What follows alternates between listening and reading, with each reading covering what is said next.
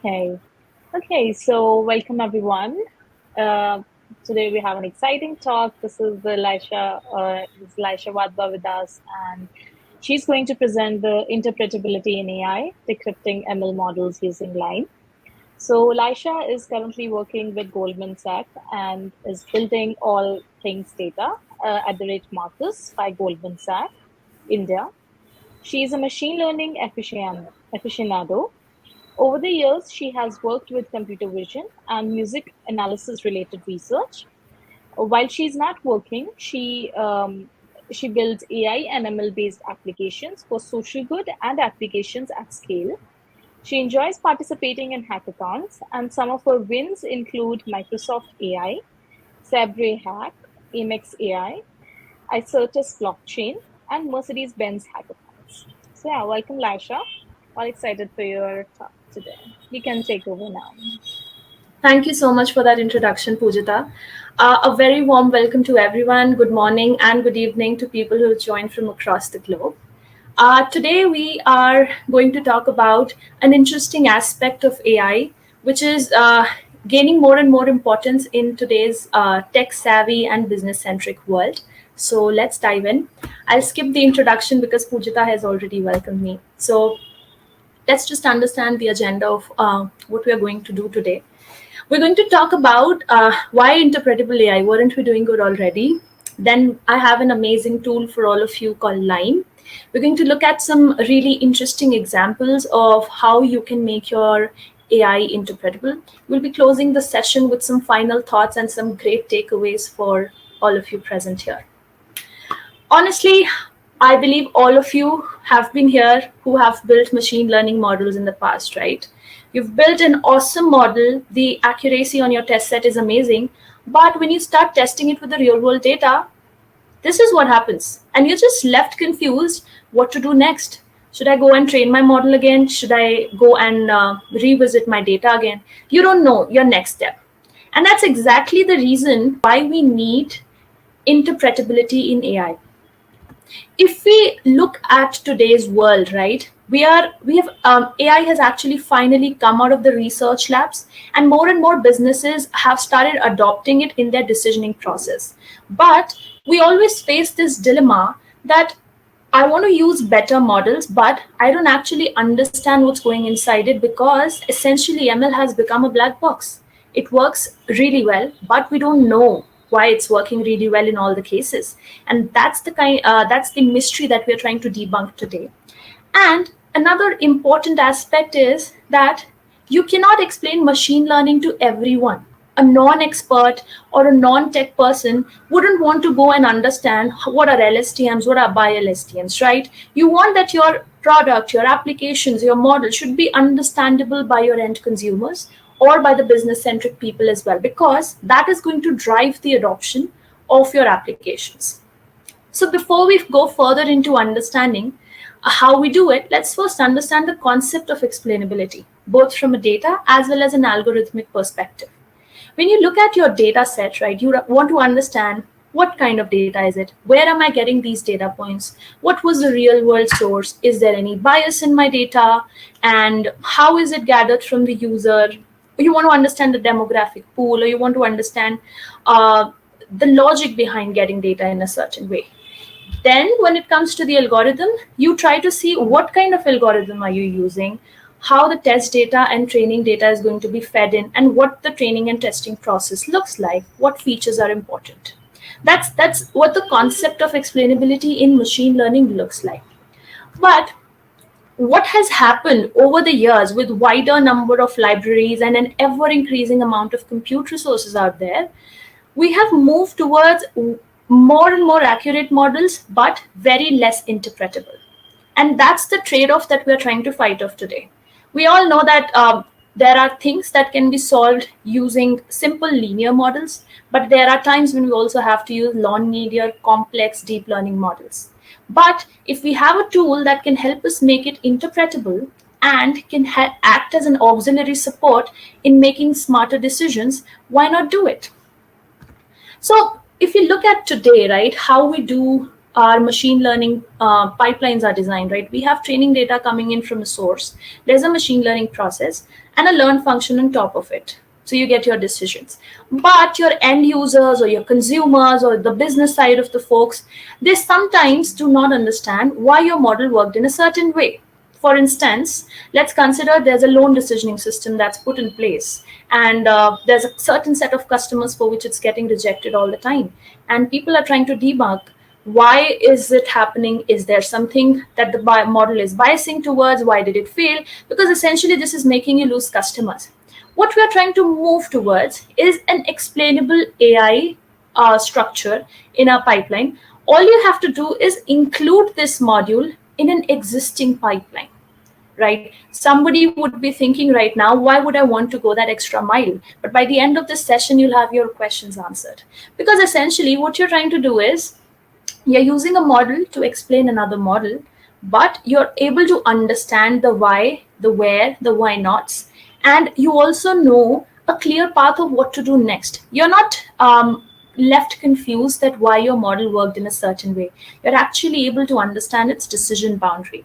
So if we look at, starting from we get our data and we reach to the point where humans are going to consume decisions on the basis of that data, the idea is we interpret that output from a human understandable perspective, not from a perspective of mathematics or statistics, but something that is easy to grasp and simple to understand. And interpretability is not something people who are working on the technical side of the things understand. Responsible AI has a lot of other things under its umbrella.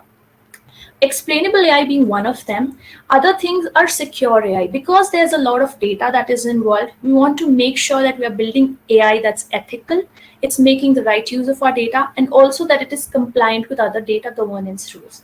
And that's what explainable AI does. When you know that your data is used in the right way and it's also making decisions in an informed manner, you are actually it's actually a human-centered machine learning design in a real sense. And also, right, explainable AI is giving you improved outcomes so that your insights are more actionable and you know what you need to do next. So you're not wasting time around retraining multiple models again. Also, explainable AI is one of the best ways right now that people are adopting to achieve data transparency, because we clearly know what your AI has learned. At the same time, it is more interpretable and it's trust. Because honestly, anything and everything that is out there in the world, we need to trust what it does.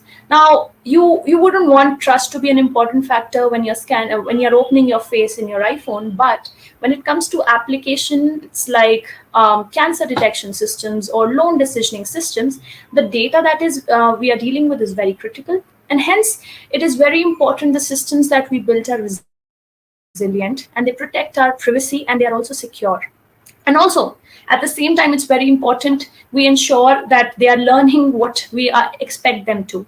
Now, all this may sound very trivial, but when I show you certain examples of how AI has worked and how AI can actually learn completely different things than what you expect, you'll understand this aspect more. So I hope by this time everyone understands what's explainable AI and what we are trying to do here. But the question is, how do we do it? Do I have to go into another process of creating models and training tons and tons of models? No, it's actually really simple. We use a library called LINE, which stands for Local Interpretable Model Agnostic Explanations. Now, let's go and understand each of these terms in greater detail, right? So let's just take a moment to appreciate the creators of library that helps us understand any given model out there. So reiterating on what we are trying to achieve. So LIME helps us answer why this is a cat. Any model out there in the world can tell us that this is a cat, be it any probability, be it 50% or 93% or 100%. We want to understand why. Because if I, as a person, look at a cat and say that it's a cat, it's because it has fur, it has whiskers, claws, and it's because of the certain way a cat looks. And that's exactly what explainable AI does for you. It's going to answer pretty much all your whys. And that's what LIME does for you. Now, LIME stands for local. interpretable model agnostic explanations. Now, why is it local? Is because it's learning another model on top of your existing model, and it's trying to use a local aspect of it. It's not trying to give you a global picture of your model, it's trying to give you a local view. And since it's model agnostic, it's the best thing because you given any model, be it text, be it image, be it tabular data, it does the job for you. So the first thing that we do is we generate new data around that point and then do prediction on top of this data. Now let's look at it from a greater detail. Let's say that we're trying to explain this particular data point, which is marked in red. And what we do is the global picture, if you see, it's complex and it's non-linear. What we do is we take the neighborhood of that point and take it to a simple non-linear, simple linear domain, right?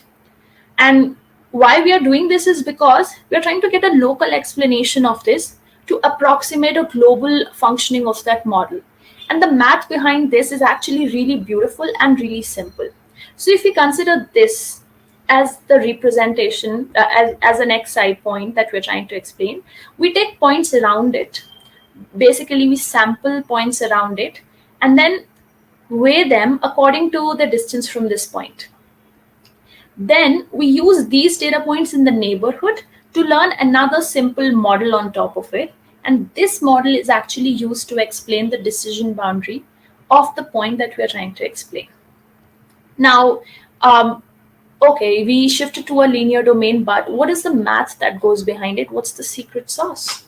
So like any other machine learning model, Lime is also trying to minimize a loss, which is called LocalityAware Loss. Now, how it's measured is that it takes into account two things. First is the unfaithfulness of the model, it's trying to minimize it, and also considers the model complexity.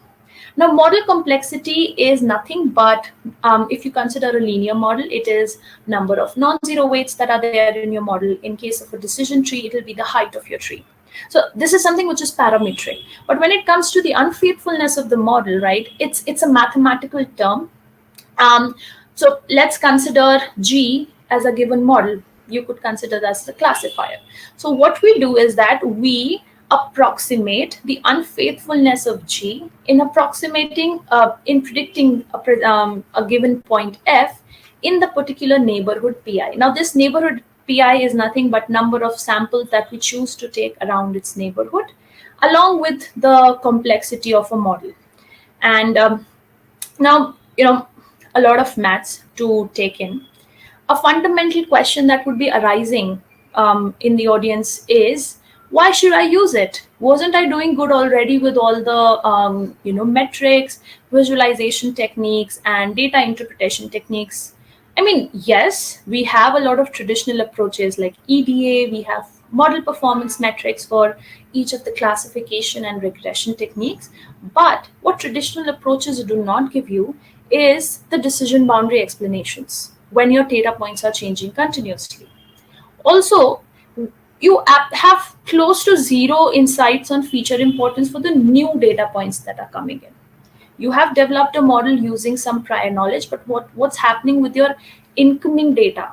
You don't know that. And Line basically solves each of that problem for you. First thing is that it's helping you interpret models. If we look at models like CNN, LSTMs, and conjunction of those models, it can become a tedious task to interpret them and go into that dive of doing the hyperparameter optimization when something fails in real world data. The second and the most important thing is that it's actually helping you explain decision boundaries of the model in a human understandable form. It doesn't give you explanations that would require you to have some background knowledge on what you are looking at. So let's say that you have built a churn prediction system in your for your company, and it's able to perform really well. You're able to predict 30% of the employees are going to leave by the month of June. But what good is a churn prediction model if you're not able to explain why so many people are leaving the firm? That's why pretty much every AI explanation, interpretability is important, and transparency at the same time is also important. The third thing is it's local fidelity, because you are actually locally approximating the global view of the model. while at the same time, you have one library that does the job for any given model for you. Now, if you compare this scenario for digit classification, the classic problem in machine learning, right? Traditionally, how we analyze our result is we'll just build clusters of prediction outputs. But if I, as a layman, look at it, a TSNE plot, I am not going to understand much out of it until I understand what a TSNE plot is, right? But if I look at the right side of the slide, let's say that we are trying to predict this particular image and we know it's an 8, but our model said that it actually thinks it's also 3 and it also thinks that it's 2. I mean, it basically means that it has a high probability for 3. So the reason why it thinks it's a 3 is because of the right side of the image, because it resembles the structure of a 3. Now, when you let's consider we do not have any insights into decision boundary, and we look at the image and we see that okay, something is happening. You have to go back and understand what your model does. Now, when you look at here and certain more examples, you'll understand that your model needs more data. It needs data that is augmented. It needs more sample for this particular class, and you actually have a plan of action bases the insights that your explainable AI is giving you. And what's better than that? It saved you tons of time. Plus, you actually know what your model does. Now, the important question is, since it's model agnostic, what all can it do? So for text, it can represent the presence and absence of words and their corresponding importance, what contributed to the prediction of a certain class. When it comes to images, it works at a pixel level and it gives you the decision boundary. And we use line image explainer class for that. When it comes to tabular data, it tells you which feature was important and by what margin was it important. Let's look at some examples. So let's consider the digit classification problem. We have 10 classes, and this is what the data set looks like. It's for each kind of class, we have multiple images. And for all of you who are here, there are particular Collab notebooks for each of the use case that I'm going to discuss. So you can go at this particular URL and also look at the Collab notebooks.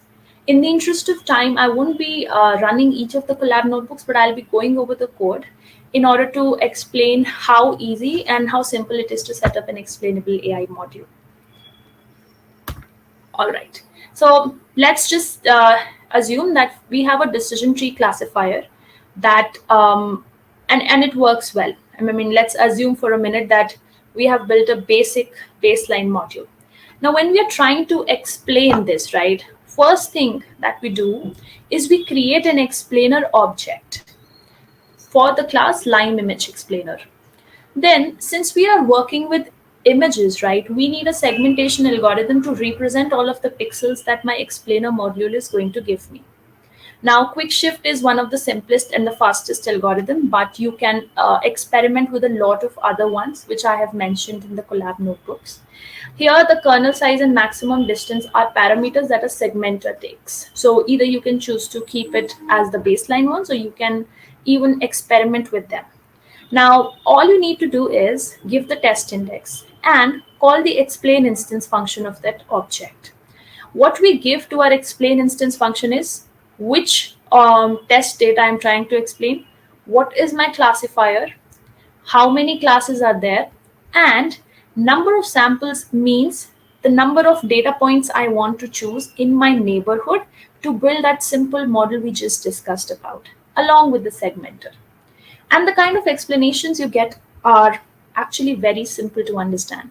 So basically what it is showing is that if you given an image which is actually a 6, if your model says that it's actually 5 or it's actually 8, I mean, with high probability, you would want to understand why am I getting false positives or why am I getting more false negatives.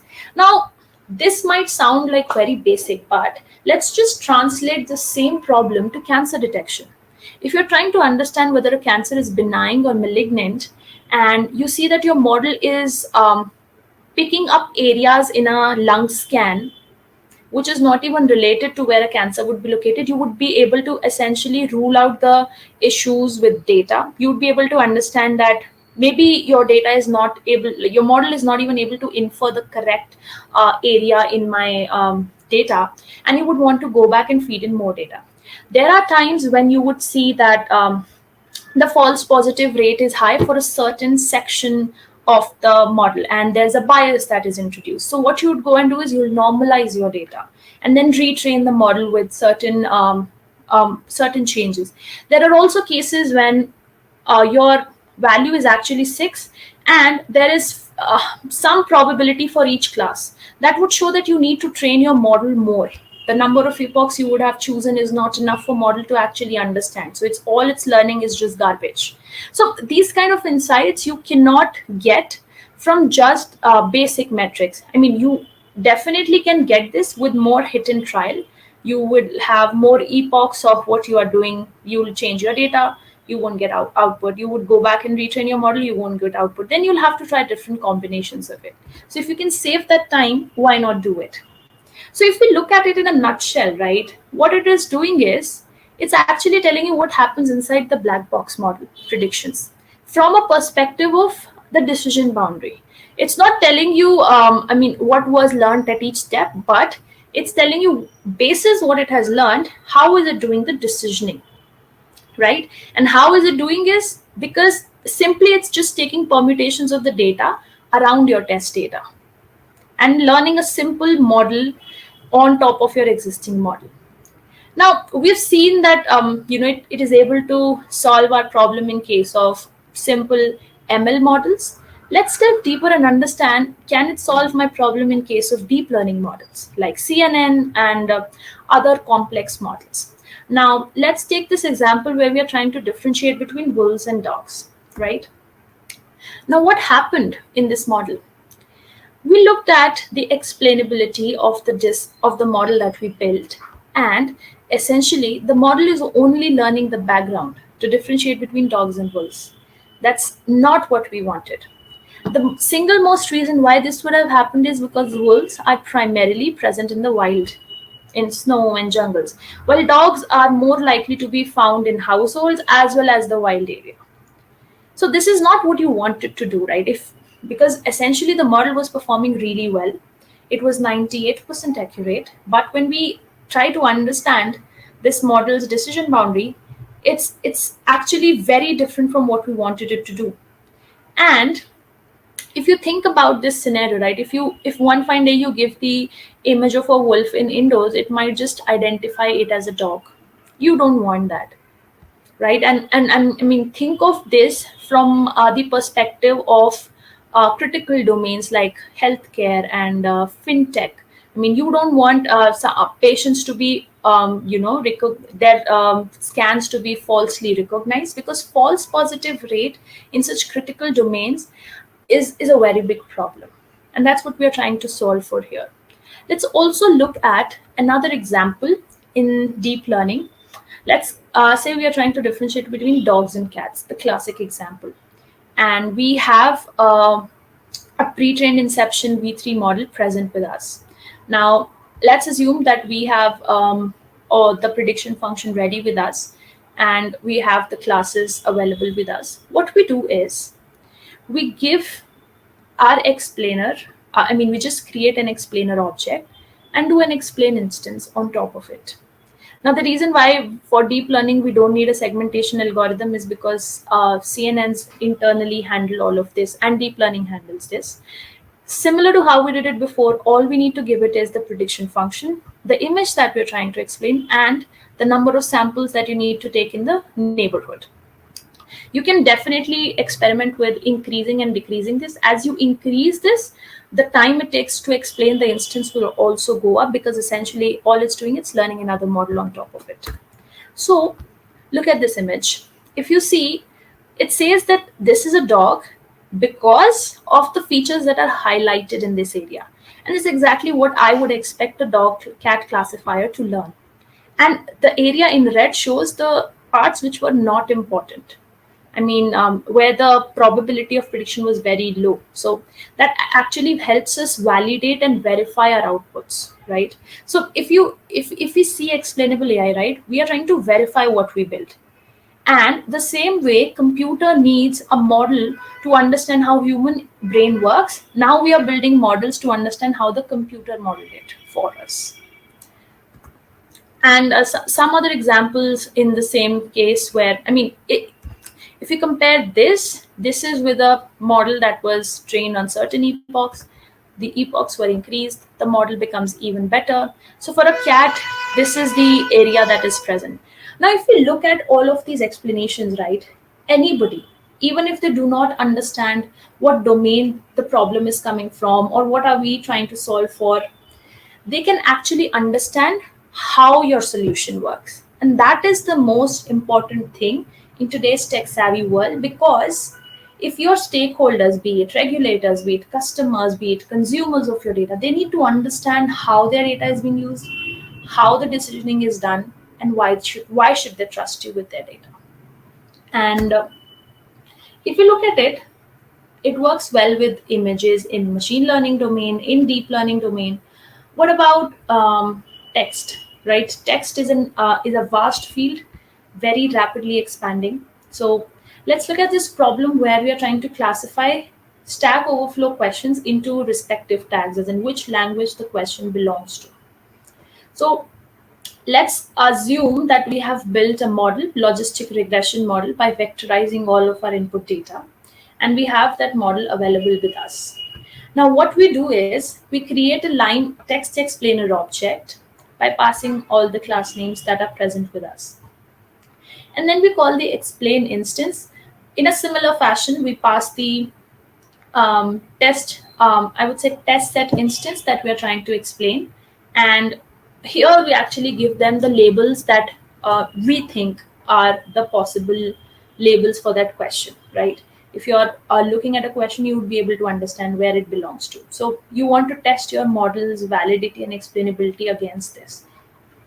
Now, how the outputs look like. Let's say that it says it's a SQL or a not SQL, Python or a not Python. If it's saying that the question belongs to SQL, is because of these keywords being present in your data.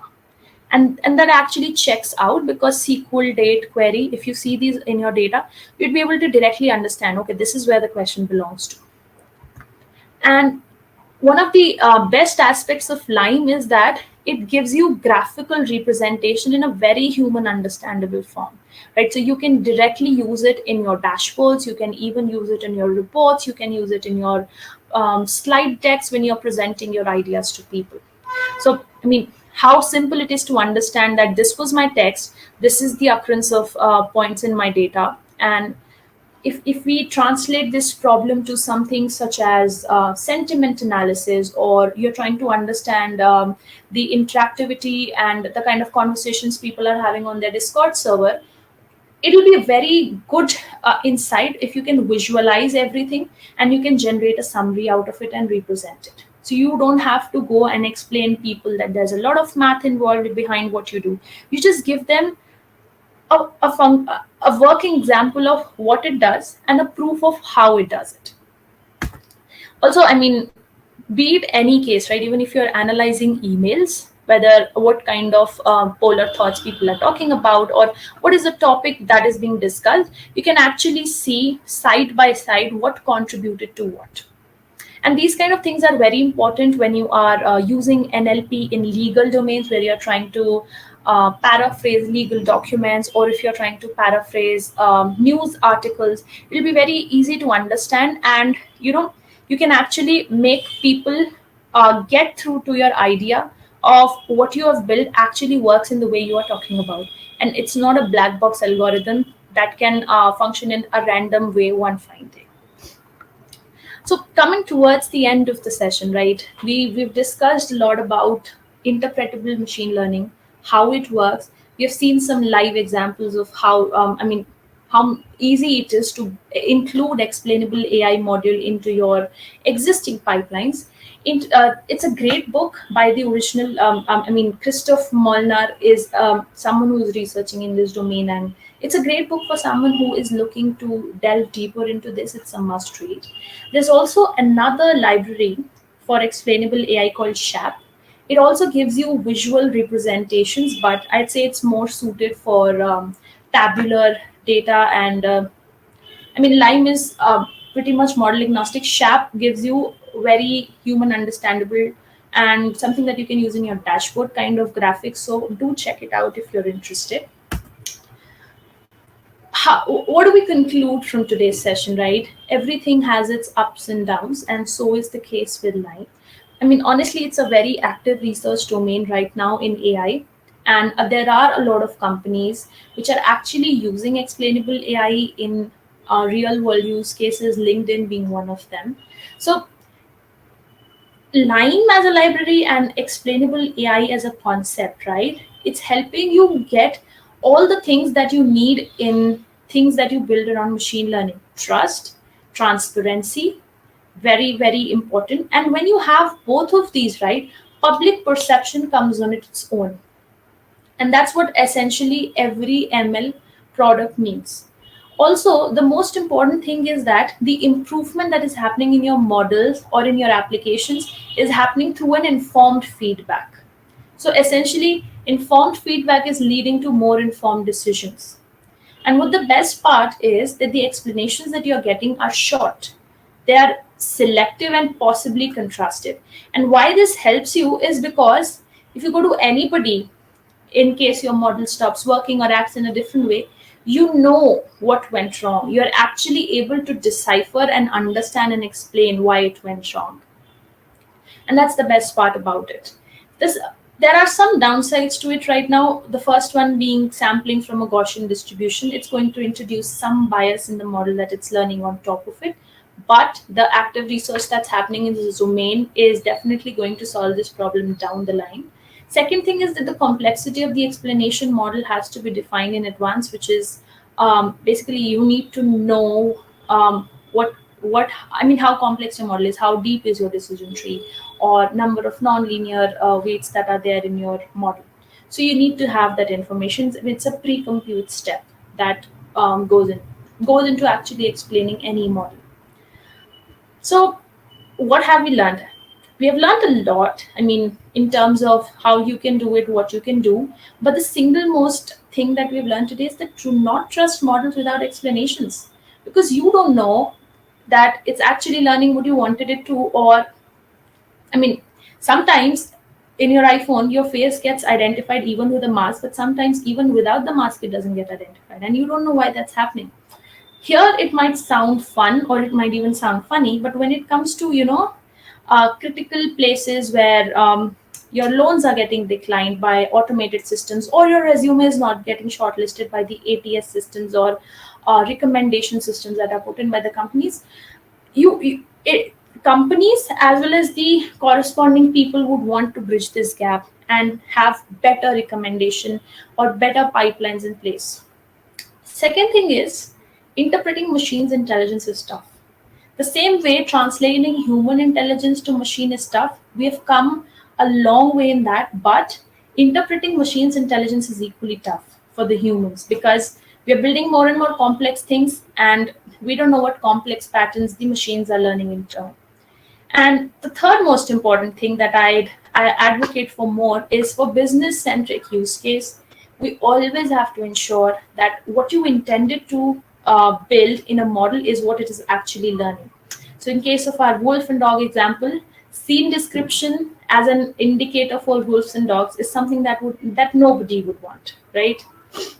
So coming towards the end, right, what's the future of interpretability? Is it a fad, or is it something that people are actually going to use? So this is something people actually use in a lot of applications. And as we move towards a more open AI and a transparent AI system, the focus will be on model agnostic interpretability tools, definitely, because this will help automate a lot of things in machine learning. And along with machine learning, this concept of interpretability will also be automated, because the decisioning and the explainable outputs that you're going to get out of these libraries are going to get more and more intelligent, right? And we're also going to see a time that we are not going to just analyze our data. We're going to analyze our models in a way that, in not just a quantitative way, whether comparing A or B is better in terms of just one particular metric. We'll be doing some partial dependence functions and trying to understand on real world data from a more qualitative perspective. So, I mean, if we see right now, we do not have any, statistical tests for random black box models that are there. But libraries like these help us understand that if we take a pool of data and put two models through test, we can understand which model is learning the decision boundary in a much more informed manner. And the fun thing is that data scientists are going to automate themselves. They already have with a lot of auto ML engines, but at the same time, nobody can replace human intelligence. Interpretability is just like an auxiliary support that will go a long way in helping us build AI that is easily adoptable, easily trustable, and it's more and more open for people to trust and adopt. And interpretability as a concept is going to boost the machine learning and machine intelligence research going forward. And there are a couple of references for all the people who are trying to understand more.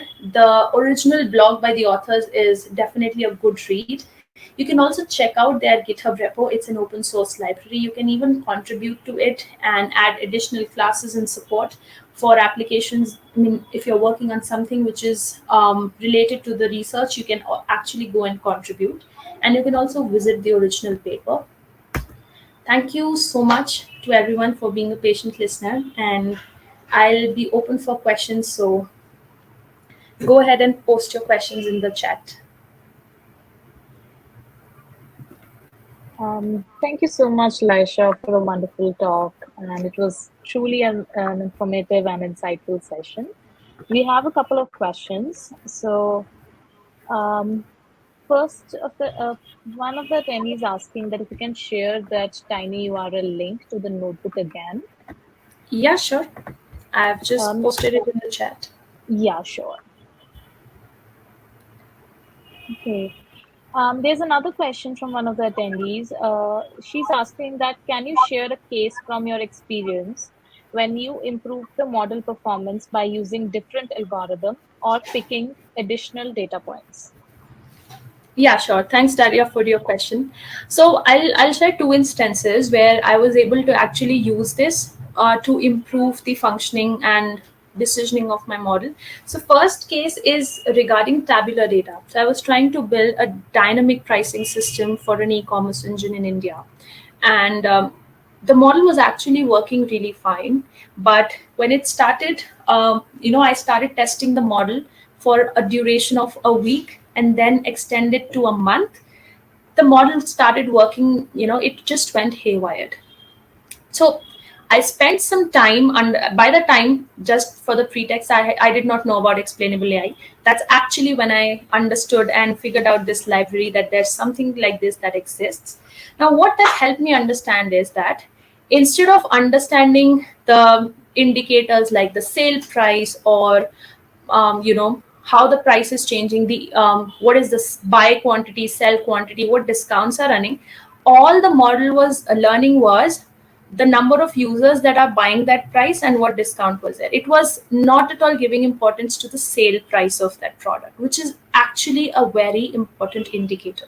Now that helped me to understand that I need to reduce my feature set, bring it down, take the ones which are more important, like by understanding the decision boundary, and that actually made my model a lot better. And it actually, I could do these tests on a given cadence. So every month I used to check the models working from a more informed perspective. So that's an example of how picking additional data points, or rather reducing the data points and feature set, helped me. Second example is actually related to images, where I was essentially trying to identify pedestrians and thin cross-section objects like cyclists in, automation-related data. So you could think of this as an application of building autonomous car modules. So I wanted to identify people in a stream of video. Now, when I was looking at my model identifying people, right, it was also identifying poles and placards on the road as people. And the reason why my model was identifying those as people was because of the background around it. It was essentially not the data points or how a person looks like that was contributing. And the reason for this is because, humans in images from a car's perspective are very thin cross section, right? So I had to augment more data, and at the same time, I had to change my algorithm. I had to introduce a pre processing step in my algorithm and then train my model again on a larger set of epochs to be able to, get fruitful output out of it. And I hope that answers your question. Thank you so much, Laisha. There's one another question. So she's asking that could you show the slide from the beginning covering explainability? Um, which slide? I mean, I can share my screen, but Yeah, so if let a message to that attendee. So she's saying that it was really early on. okay. Can Let you me just just go over your slides from the beginning ones? see this. I think it is this. Yes, she's saying yes. Yes.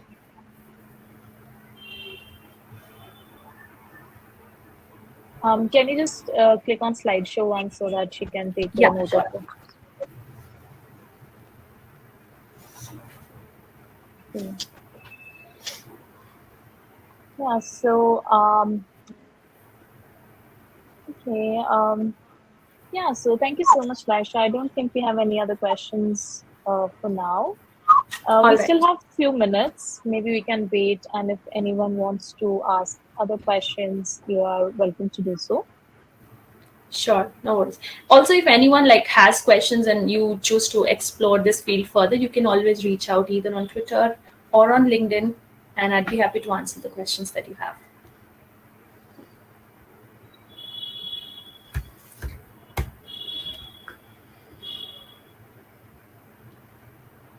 Okay, so we are waiting for another 2 minutes. If anyone has any questions to ask Laisha, you can post in the chat.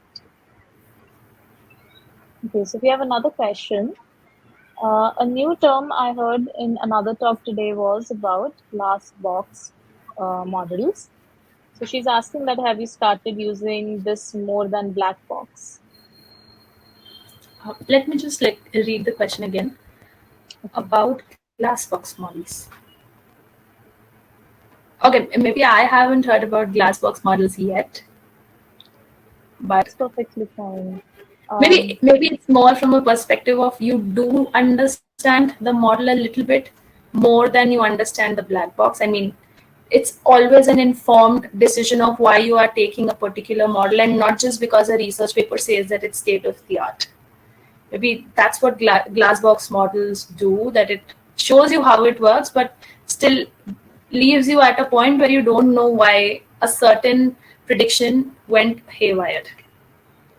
So yeah, definitely. I mean, I'd say that glassbox models is one step towards making AI more explainable and also making it more transparent. I think that's what the agenda would be for a glassbox models. So yeah, they would definitely be more adoptable than black box any day.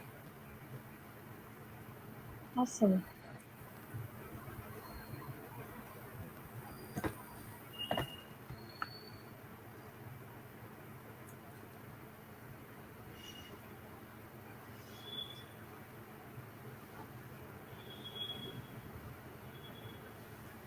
So I think there are no more questions. Thank you so much, Laisha, once again. It was a wonderful presentation. And thank you all of the attendees who joined the talk. There are many other exciting talks planned in the conference. You can go through the, browse through the sessions. And yeah, see you all there. Thank you so much, Thank you, Laisha. Pujita. Bye-bye.